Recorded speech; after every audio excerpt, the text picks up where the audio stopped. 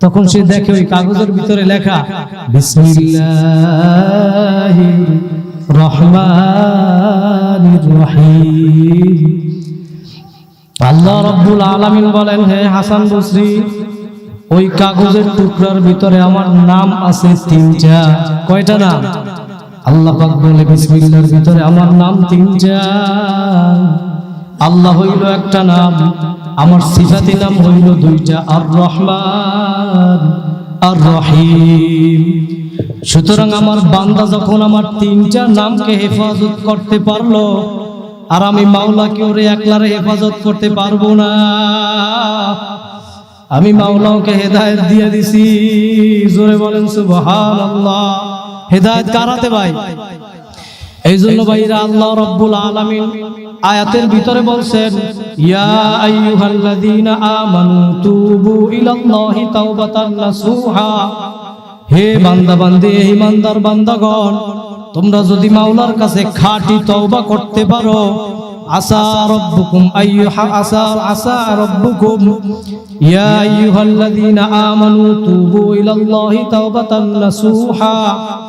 তোমরা যদি খাঁটি তওবার মতো তওবা করতে পারো, আমার মাওলার ঘোষণা, ফাউলাইকা ইউবাদদিলুল্লাহু সাইয়্যাতিহিম হাসানাত, আমি তোমাদের জীবনের সব গুনাহ খাতাগুলি মাফ করিয়া দিব। জোরে বলেন সুবহানাল্লাহ। তওবার মতো যদি তওবা করা যায়, জীবনে অন্যায় করছি, ভুল করছি, আর কোনোদিন করব না, আমার মাওলার ঘোষণা, তোমাদের জীবনের সব গুনাহ খাতাগুলি মাফ করব, তাই নয়, তোমাদের গুনাহ খাতাগুলি আমি সব নেকের দ্বারা পরিবর্তন করিয়া দিব। জোরে বলেন সুবহানাল্লাহ। আল্লাহ রাব্বুল আলামিন গুনাহগুলোকে সব নেকের দ্বারা পরিবর্তন করিয়া দিবেন। যখন এই আয়াত নাজিল হইছে, আবু বকর সিদ্দিক রাদিয়াল্লাহু তাআলা আনহু চিন্তা করলেন যে আল্লাহ রাব্বুল আলামিন যদি গুনাহগুলোকে নেকের দ্বারা পরিবর্তন করেন, তাহলে তো আমার থেকে মনে হয় ওমর ফারুক রাদিয়াল্লাহু তাআলা আনহুর নেকি বেশি হয়ে যাবে। সে চিন্তা করলেন, কারণ কি ওমর রাদিয়াল্লাহু তাআলা আনহু জীবনের বেশি সময় কাফের ছিল, সে বেশি গুনার কাজ করছে, এই জন্য তার গুনাহ বেশি। সব গুনাহ যদি নেকের দ্বারা পরিবর্তন করে, তাহলে ওমরের নেকি বেশি হয়ে যাবে। জোরে বলেন সুবহানাল্লাহ। কে চিন্তা করছে? আবু বকর সিদ্দিক রাদিয়াল্লাহু তাআলা। এখন চিন্তা করে, আমার থেকে যদি ওমরের গুনাহ নেকি বেশি হয়ে যায়, তাহলে তো মানা যায় না। আমি এখন আমার নেকি ওমর ফারুক রাদিয়াল্লাহু তাআলা নেকির সাথে পরিবর্তন করব। সুবহানাল্লাহ। এই দ্বীনি মজলিসে যখন বান্দাবান্দি বসে, বসার সাথে সাথে আল্লাহ পাক তার গুনাহ খাতাগুলি মাফ করিয়ে দেয়।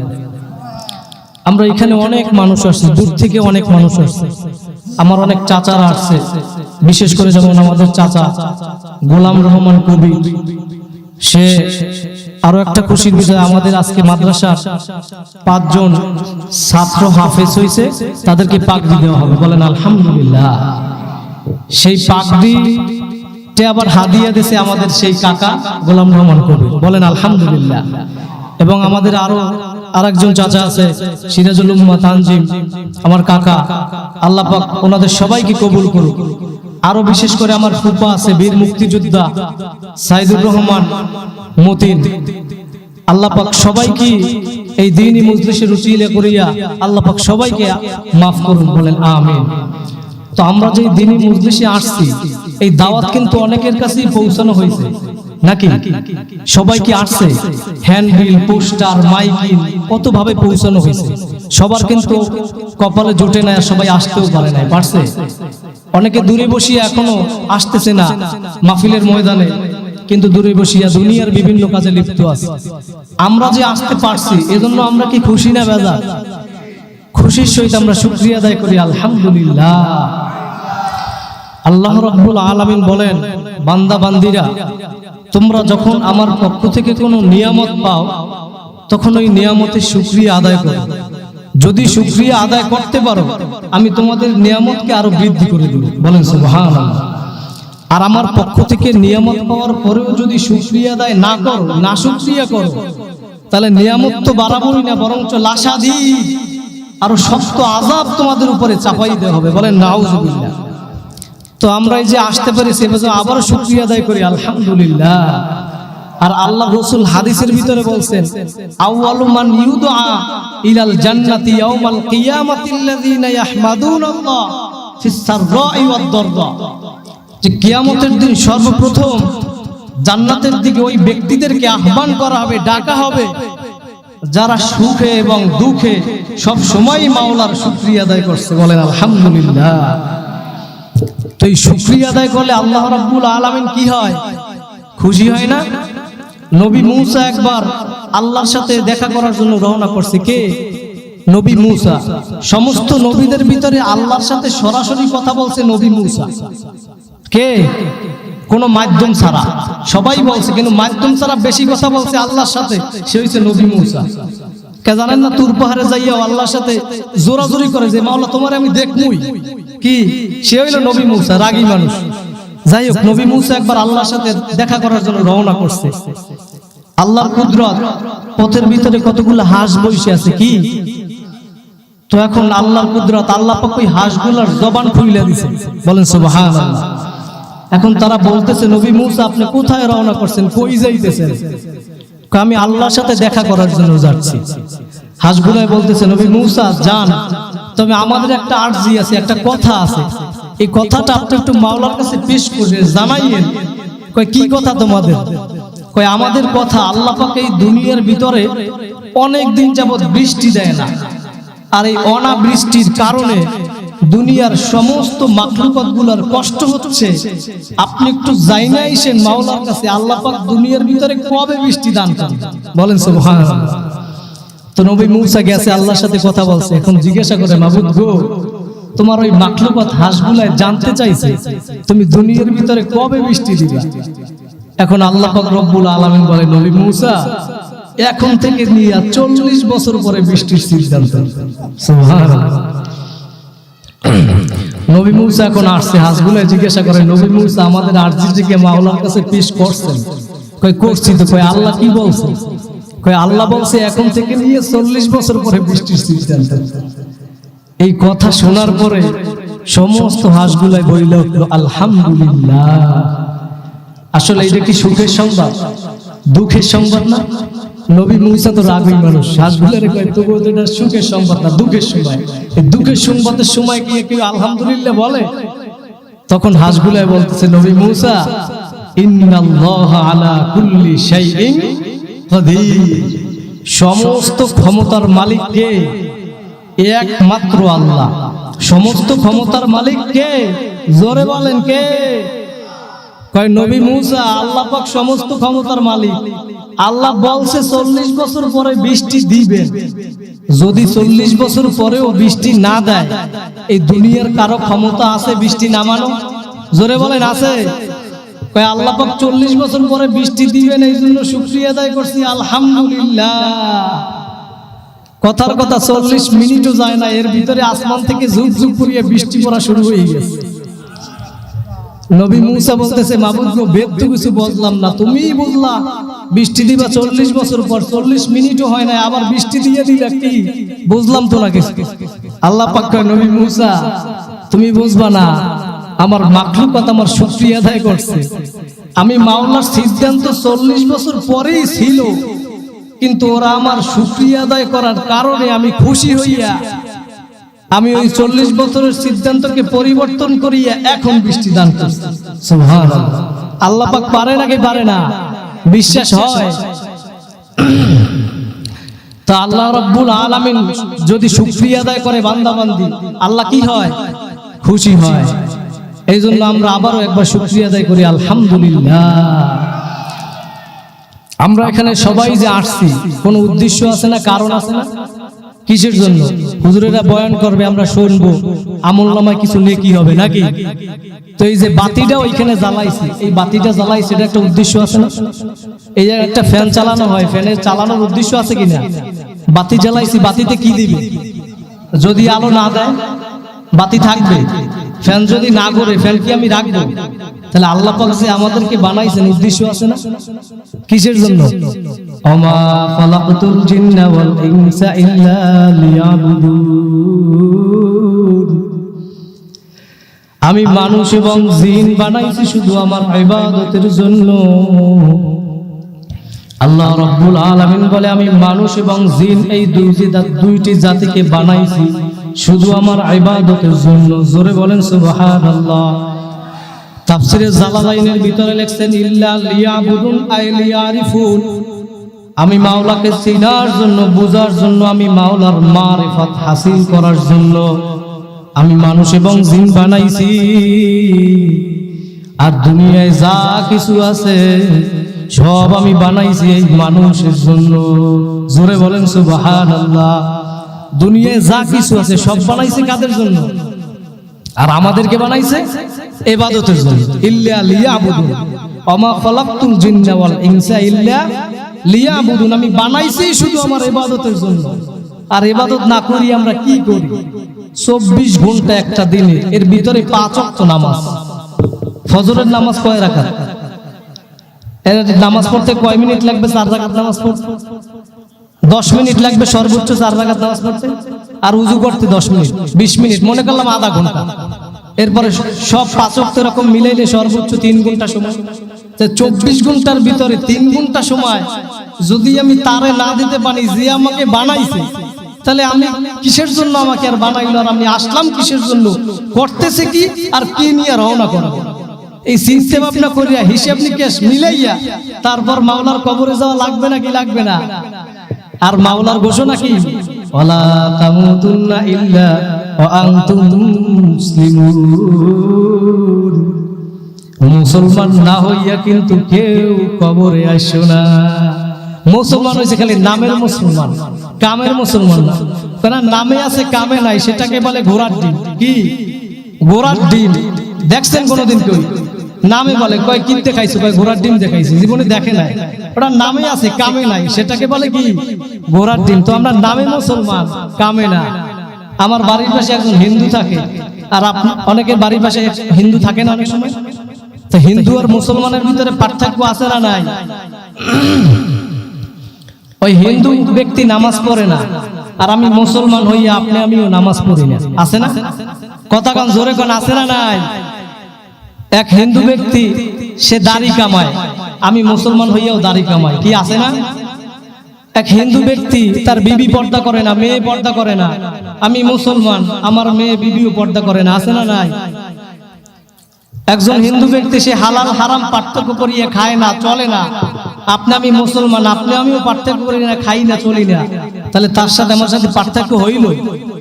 তাহলে কিয়ামতের দিন যদি আপনাকে আমাকে আল্লাহর জান্নাতে নেওয়া লাগে, তাহলে ওই হিন্দু দোষটা করছে কি? প্রশ্ন আসে না? যদি আপনাকে আমাকে নামাজ না পড়িয়ে, পর্দা না করিয়া, হালাল হারাম খাইয়া এরপরে যদি জান্নাতে নেওয়া লাগে, তাহলে হিন্দু তো জান্নাতে যাবে কি? তাহলে বোঝা গেল ওই হিন্দু মার্কা ঈমান নিয়ে যদি কবরে যাইতে চাও, তাহলে আল্লাহর দ্বারে মাপ পাওয়া যাবে না। যাবে? জান্নাতের আশা করা যাবে? জান্নাতে কারা পাইবে সেটা আবার আল্লাহ পাক শর্ত লাগাই দিয়েছে না? কি শর্ত লাগাইছে?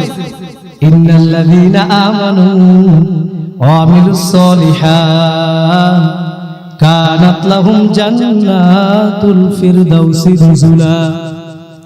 ঈমান আনার পরে যারা ভালো আমল করবা, আমি আল্লাহ তাদের জন্য জান্নাতুল ফিরদাউস ঘোষণা করলাম। জোরে বলেন সুবহানাল্লাহ। তাহলে ঈমান আনার পরে কি করা লাগবে? ভালো আমল করা লাগবে। শুধু ঈমান আনলে বসে থাকলেই হবে না, কি করা লাগবে? ভালো আমল করা লাগবে নাকি লাগবে না? পানি খাওয়া জানে। ঈমান আনার পরে কি করা লাগবে? ভালো আমল করা লাগবে। তাহলে ভালো আমলের ভিতরে নামাজ আছে না নাই? কয় ওয়াক্ত প্রতিদিন? 5 ওয়াক্ত। এই হুজুরও একটু আগে হাদিসটা বলে গেছে। আল্লাহ রাসূল সাহাবায়ে কেরামকে জিজ্ঞাসা করছে যে তোমাদের বাড়ির সামনে কোনো পুষ্কুনি আছে, কূপ আছে, কুয়া? কয় ইয়া রাসূলুল্লাহ আছে।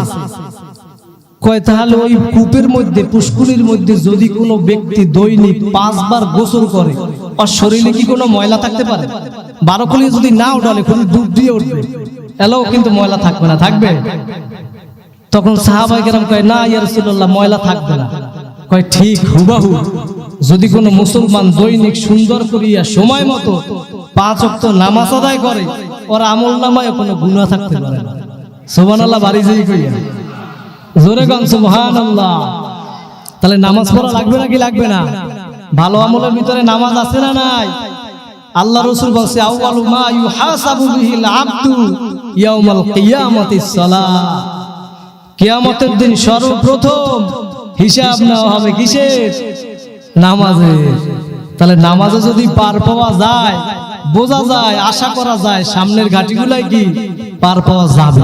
তবে এখন অনেকে নিয়ত করে আহারে নামাজ আর ছাড়বো না, কিন্তু পরে আর এটা মনে থাকে না। থাকে আল্লাহ রাসূল যখন বয়ান করতেন সাহাবায়ে কেরাম কইতে, ইয়া রাসূলুল্লাহ, যখন আপনি আমাদেরকে বয়ান করেন, যখন জান্নাতের কথা বলেন, মনে হয় যেন আমরা জান্নাতের মধ্যে ঘুরতে আছি। সুবহানাল্লাহ। আবার যখন জাহান্নামের কথা বলেন, মনে হয় যেন জাহান্নামের আগুন আমাদের গায়ে লাগছে। আল্লাহু আকবার। কিন্তু ইয়া রাসূলুল্লাহ, যখন বাড়িতে যাই তখন তো আর এই অবস্থান থাকে না। কই তখন আর থাকবেও না, এইটাই পরীক্ষা মাওলা নাকি? সব সময় যদি এই অবস্থান থাকে তখন তো তুমি গুনাহই করবে না। এটা হইলো মাওলার পরীক্ষা। এই জন্য নেককার বান্দাদের সঙ্গী হওয়া লাগে। আল্লাহ কি বলছে? ইয়া আইয়ুহাল্লাযীনা আমানুত্তাকুল্লাহ ওয়া কুনু মা'আস সাদিকিন, যে আল্লাহকে ভয় করো এবং নেককার বান্দাদের সঙ্গী হও। তাহলে চোরের সাথে যদি একজন চলে, ও ভালো হইলেও কিছুদিন পর চোর হয়ে যায়, ওর সংস্পর্শে হয় কি হয় না? কথা কন। আপনি আগুনের পাশে যাইয়ে দাঁড়াইবেন, আগুনের তাপ না নিতে চাইলেও কিন্তু অনিচ্ছাকৃতভাবে আপনার গায়ে তাপ লাগবে কি লাগবে না? বরফের কাছে গিয়ে দাঁড়াইবেন, ঠান্ডার তাপ না নিতে চাইলেও কি লাগবে না গায়ে? কিন্তু এইরকম একজন আল্লাহ ওয়ালার সঙ্গে যখন আপনি সংস্পর্শ নেবেন, তার সাথে যখন বেশি সময় থাকবেন, তখন ওই ভালো আমলগুলো আপনার ভিতরে ঢুকিয়ে যাবে। বলেন সুবহানাল্লাহ। এজন্য ভালো মানুষের সাথে বেশি বেশি চলাফেরা করা লাগবে নাকি? এজন্য আল্লাহর ওলিরা বলছে যে 60 বছর নফল ইবাদতের চাইতেও 1 মিনিট একজন আল্লাহ ওয়ালার সঙ্গে থাকা এর থেকেও বেশি সওয়াব। বলেন সুবহানাল্লাহ। আমরা অনেক সময় থাকছি, অনেক বড় বড় আল্লাহর ওয়ালার সামনে বসছি, যখন বসছি তখন মনে হয়েছে জীবনে আর গুনার কাজ করবই না, সব বাদ দিয়ে দিই। কিন্তু বাইরে যখন যাই তখন সব শেষ। তখন বুঝলাম ওই হুজুরের সোহবতেই এই জিনিসটা হয়েছে নাকি? তার সাথে যতক্ষণ ছিলাম ততক্ষণ এই মন মানসিকতা ছিল, কিন্তু পরবর্তীতে আর এটা থাকে না। তবে সবাই হেদায়েত পাবে না, পাবে। অনেকেই চাইলেই হেদায়েত পারবে না। আল্লাহ রাসূল তো তার চাচাদেরকে কি হেদায়েত দেওয়াইতে পারছে? হেদায়েত কার হাতে? আল্লাহ রাসূল যখন দাওয়াত দেয়, ইসলাম গ্রহণ করে না, মুসলমান হয় না, তখন আল্লাহ পাক কোরআনের আয়াত নাযিল করছে, ইন্নাকা লা তাহদি মান আহবাবতা ওয়ালাকিন্নাল্লাহা ইয়াহদি মান ইয়াশা। হে নবী, আপনি যাকে মুহাব্বত করবেন, যাকে ভালোবাসবেন, সেই হেদায়েত পাবে না। আমি আল্লাহ যাকে হেদায়েত দিব সেই কি পাবে? হেদায়েত পাবে। তাহলে আল্লাহ রাসূলের চাচা এরা কি হেদায়েত পাইছে?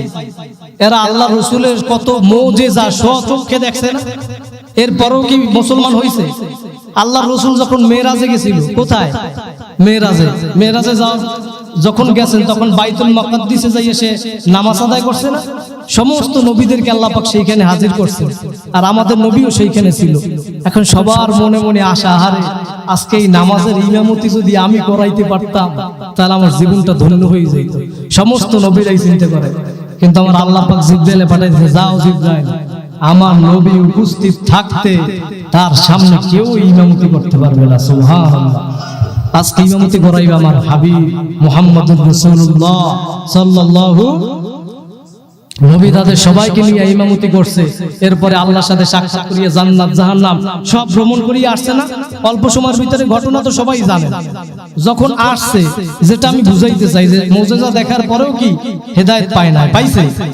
যখন আসিয়া পরের দিন ফজরের পর মসজিদে বসে এই ঘটনা বয়ান করতে আছে, সামনে আবু জাহেল, উতবা, সাইবা সবাই কয়, ভাতিজা তোমারে তো এতদিন মনে করছিলাম তুমি পাগল, আজকে তো আসলেই মনে হইতেছে তুমি পাগল।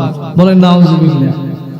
এখন ওরা তো আটকানোর জন্য বিভিন্ন প্রশ্ন করে আল্লাহ রাসূলকে, কয় তুমি এতটুকু সময় আল্লাহর সাথে সাক্ষাৎ করিয়ে কথাবার্তা বললে আইছো, এইটা কি বিশ্বাস করা যায়?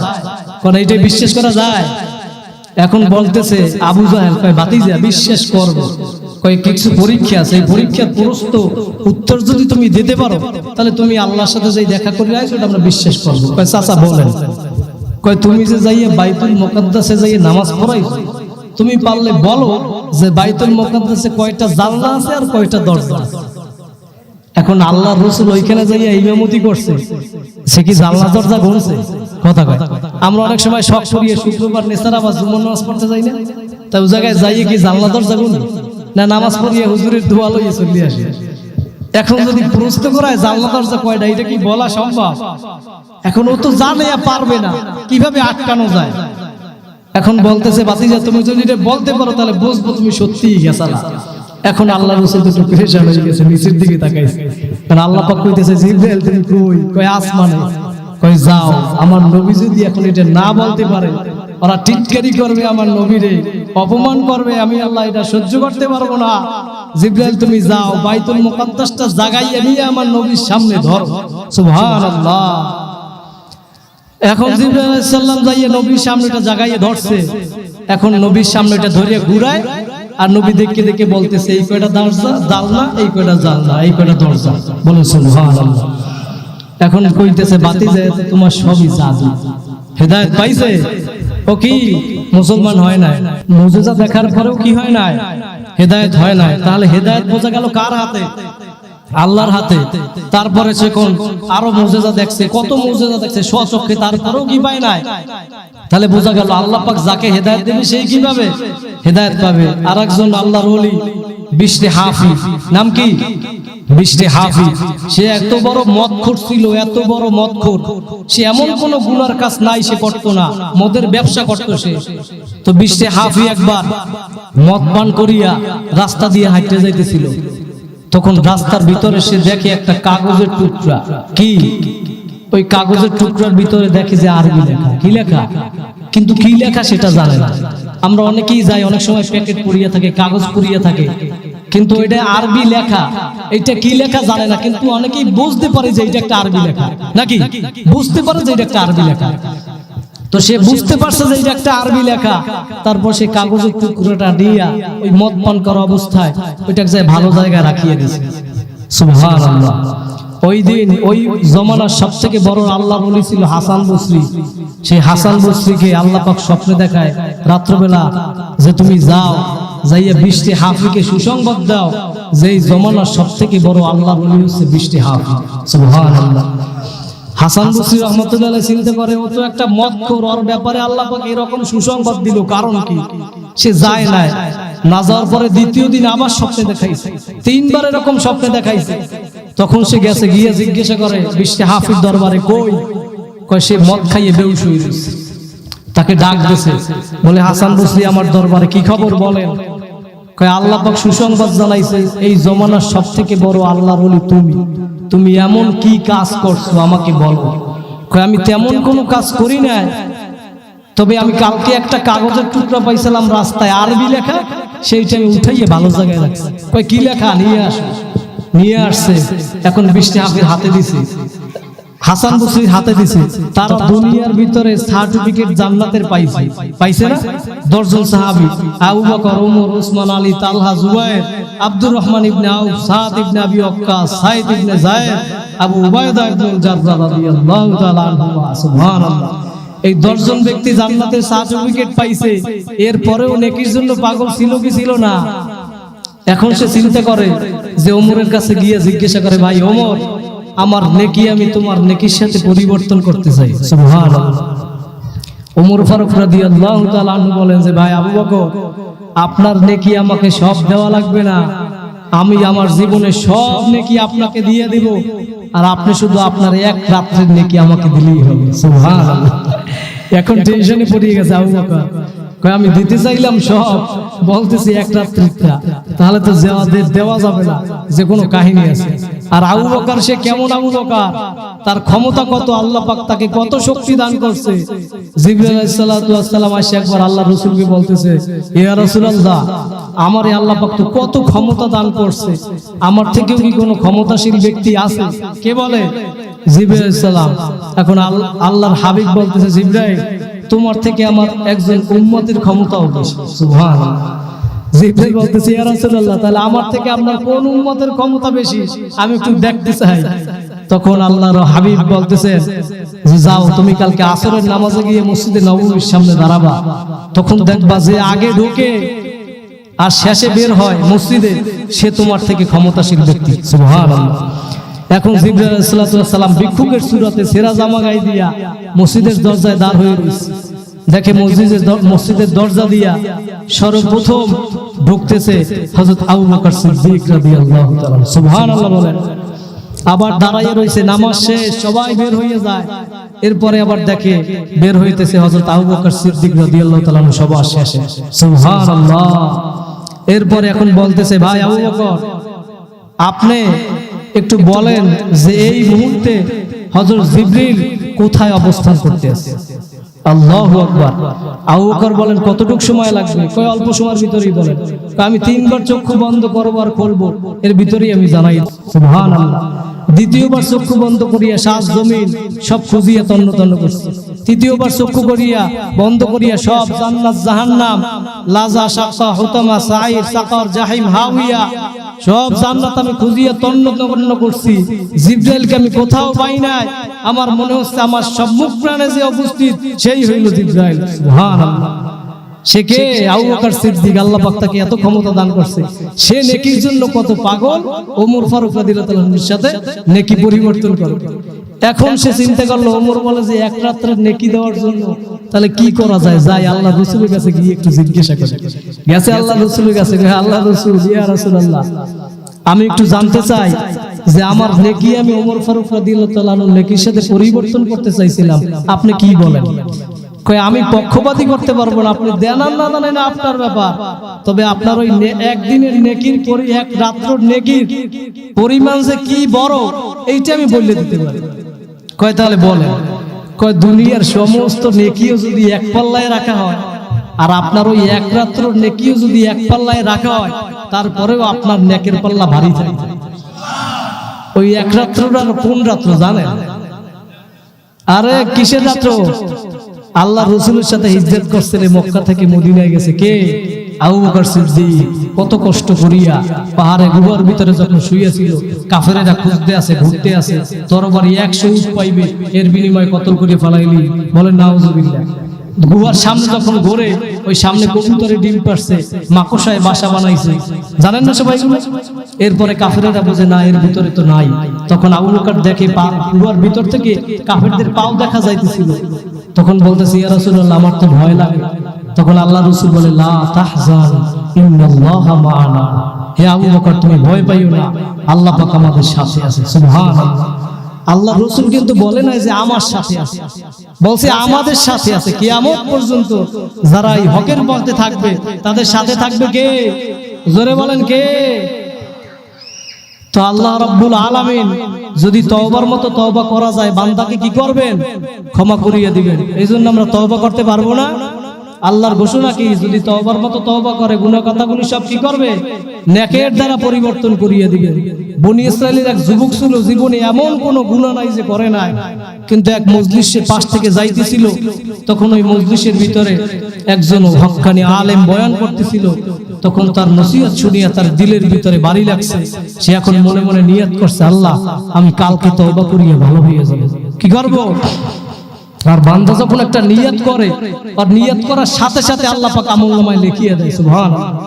আর যখন একটা গুনার কাজ করার নিয়ত করে, ফেরেশতারা লেখে, আল্লাহ পাক কয় না লেখিও না, দেখো করে কিনা কাজটা। আল্লাহু আকবার। আল্লাহ পাক কত দয়া।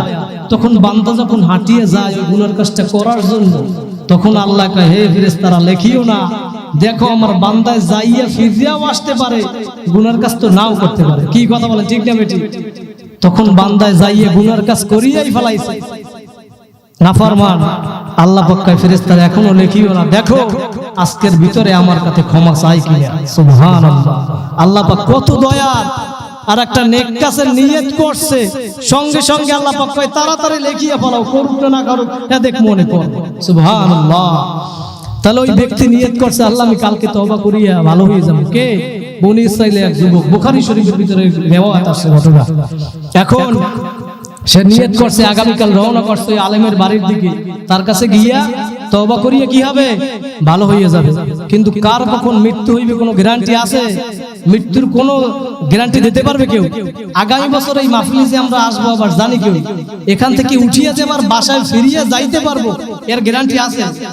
না, এক সেকেন্ড তো আগে পরে নাই। আছে যখন তার টাইম দেওয়া আছে, যেখানে দেওয়া আছে সেখানেই তার মৌত হবে। এই জন্য হাদিসের ভিতরে আছে কেউ যদি 20 বার কমপক্ষে মৃত্যুর কথা স্মরণ করতে পারে সে বিনা হিসাবে শহীদ হিসেবে জান্নাতে যেতে পারবে। সুবহানাল্লাহ। কিভাবে স্মরণ করবে? কেউ যদি কোনো ফাঁসির আসামি যদি জানে 1 ঘন্টা পরে আমার ফাঁসি হবে, তখন তার সামনে দুনিয়ার যত লোভনীয় জিনিস দেওয়া হোক না কেন সেগুলো কি সে গ্রহণ করবে? কারণ তার মাথার ভিতরে টেনশন 1 ঘন্টা পরে আমি আর দুনিয়ার ভিতরে থাকবো না। কিন্তু আমাদের মাথার ভিতরে যদি এরকম নিয়ত থাকে, মরণের ভয় থাকে, তাহলে সেও গুনার কাছ থেকে আল্লাহ পাক তাকে কি করবে? হেফাজত করবে।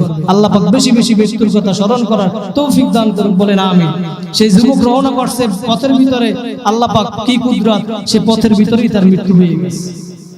এখন আল্লাহ পাকের কুদরত, জান্নাতের ফেরেশতারা আসছে, জাহান্নামের ফেরেশতারাও আসছে তার রূহ নেওয়ার জন্য। কার? ওই ব্যক্তির।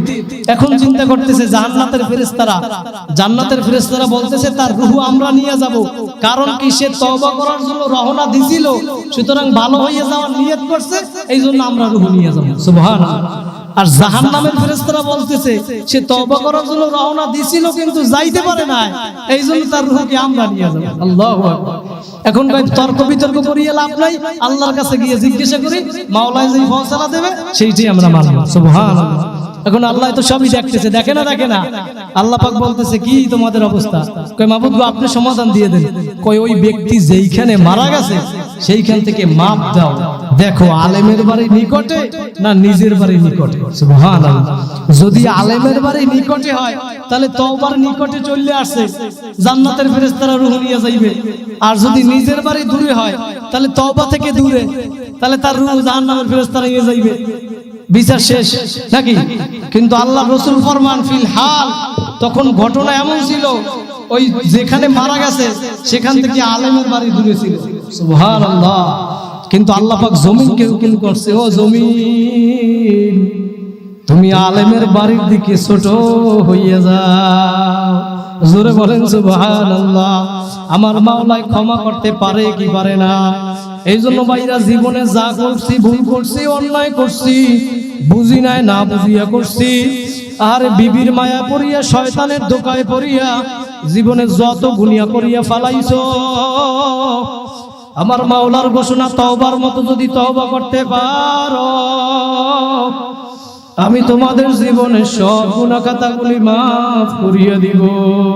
জোরে বলেন সুবহানাল্লাহ। ভাইদের জন্য যাদের আজকে খাঁটি তওবা করার নিয়ত আছে তারা 2টা হাত আমার মাওলাকে দেখাইয়া দেয়। নারায়ে তাকবীর। সবাই আমার সাথে পড়েন আস্তাগফিরুল্লাহাল্লাযী লা ইলাহা ইল্লা হুয়াল হাইয়ুল কাইয়্যুম ওয়া আতুবু ইলাইহি লা হাওলা ওয়ালা কুওয়াতা ইল্লা বিল্লাহিল আলিয়্যিল আযীম। আল্লাহ পাক সবাইকে কবুল করুক, বলেন আমিন। ওয়া আখিরু দাওয়ানা আলহামদুলিল্লাহি রাব্বিল আলামিন।